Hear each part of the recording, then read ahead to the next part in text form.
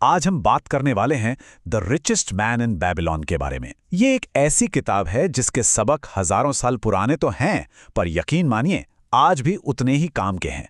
चलिए इस पुराने खजाने से कुछ अनमोल सीख निकालते हैं। एक सवाल जो शायद हम सब ने कभी ना कभी खुद से पूछा होगा कि यार इतनी मेहनत करते हैं, दिन रात एक कर देते हैं, फिर भी महीना खत्म होते होते पर्स खाली क्यों हो जाता है।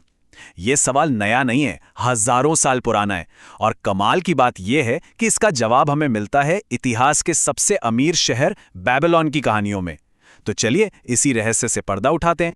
अब कोई भी सोचेगा, बेबीलोन इतना अमीर कैसे था? क्या वहां सोने की नदियां बहती थी? बिल्कुल नहीं। असल में बेबीलोन के पास कोई खास कुदरती संसाधन थे ही नहीं। उनकी असली दौलत थी उनका ज्ञान।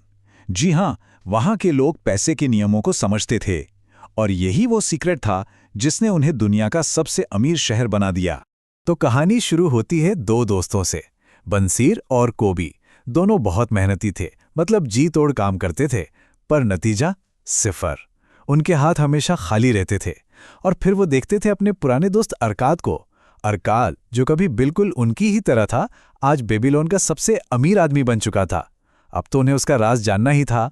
और जब उन्होंने अरकाद से पूछा, भाई आखिर ये हुआ कैसे, तो अरकाद ने कोई जादू की छड़ी नहीं घुमाई, ना ही कोई गुप्त मंत्र बताया। उसने बस वो सीधे सादे पर बहुत ही पावरफुल सबक बताए जो उसने खुद ठोकरें खाकर सीखे थे। और ये था उसका सबसे पहला और सबसे जरूरी सबक। जितना भी कमाते हो उसका एक हिस्सा हमेशा तुम्हारा है, जिसे तुम्हें रखना ही है। और वो हिस्सा 10वें हिस्से से कम नहीं होना चाहिए। सीधी सी बात है, सबसे पहले खुद को पेमेंट करो। यही सारी दौलत की बुनियाद है। अरकाद की कहानी में एक और बड़ा मजेदार मोड़ आता है।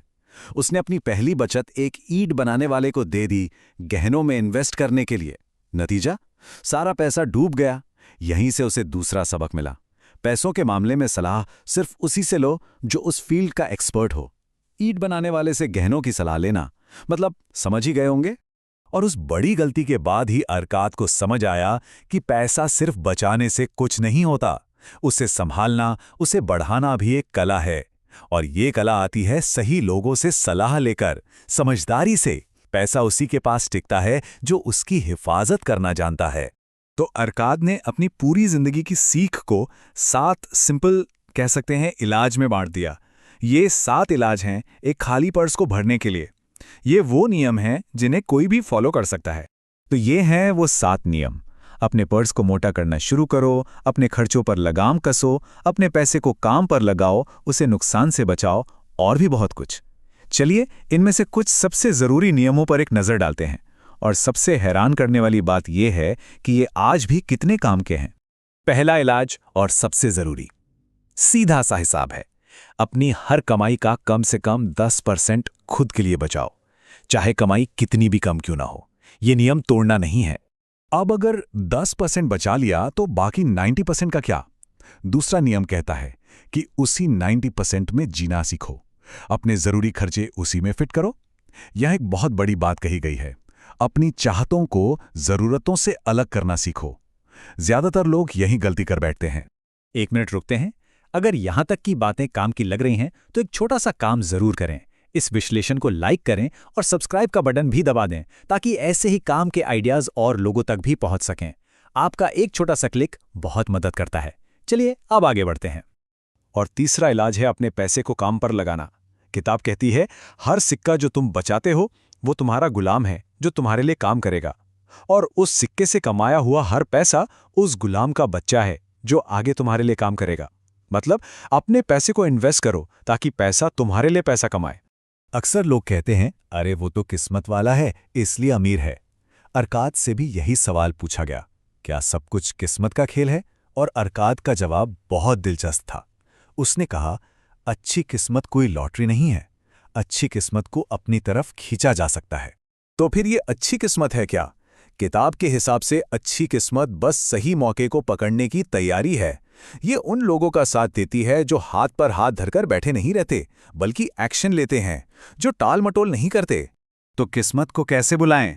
सीधी सी बात है, काम को कभी मत टालो। हमेशा नए मौकों की तलाश में रहो, और जब मौका दिखे तो फौरन उसे पकड़ लो।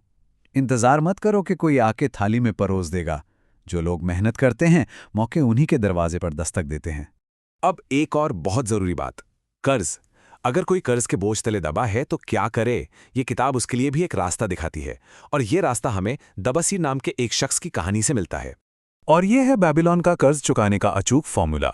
अपनी कमाई के 70% में गुजारा करो, 10% हमेशा की तरह खुद के लिए बचाओ और बचे हुए 20% से अपने सारे कर्ज धीरे धीरे चुकाओ। और हाँ, जिनसे कर्ज लिया है उनसे जाकर ईमानदारी से बात करो और अपना प्लान बताओ। ये एक ऐसा तरीका है जिससे कर्ज भी उतरता है और बचत भी होती रहती है। और इस सब के पीछे जो सबसे बड़ी ताकत है वो है पक्का इरादा। जहां चाह वहां राह। दबसिर की कहानी यही सिखाती है। वो एक गुलाम था, कर्ज में डूबा हुआ, लेकिन जब उसने ठान लिया कि उसे हर एक पैसा चुकाना है तो उसने रास्ता ढूंढ ही लिया और एक आज़ाद, इज्जतदार इंसान बना। तो आखिर में हम क्या सीखते हैं? यही कि अमीर बनना कोई जादू नहीं है। ये तो कुछ बहुत ही सीधे साधे अनुशासित आदतों का नतीजा है। ये इस बात पर निर्भर नहीं करता कि कोई कितना कमाता है, बल्कि इस पर कि अपनी कमाई को कैसे मैनेज करता है। ये हजारों साल पुराने नियम आज भी उतने ही सच्चे हैं जितने तब थे। तो सवाल ये है कि पहला कदम क्या होगा? याद रखिए, एक लंबी यात्रा की शुरुआत भी एक छोटे से कदम से ही होती है। इस विश्लेषण से अगर कोई बात अच्छी लगी हो, कोई सवाल मन में आया हो या आप अपनी फाइनेंशियल जर्नी के बारे में कुछ शेयर करना चाहते हो तो नीचे कमेंट्स में ज़रूर बताइएगा।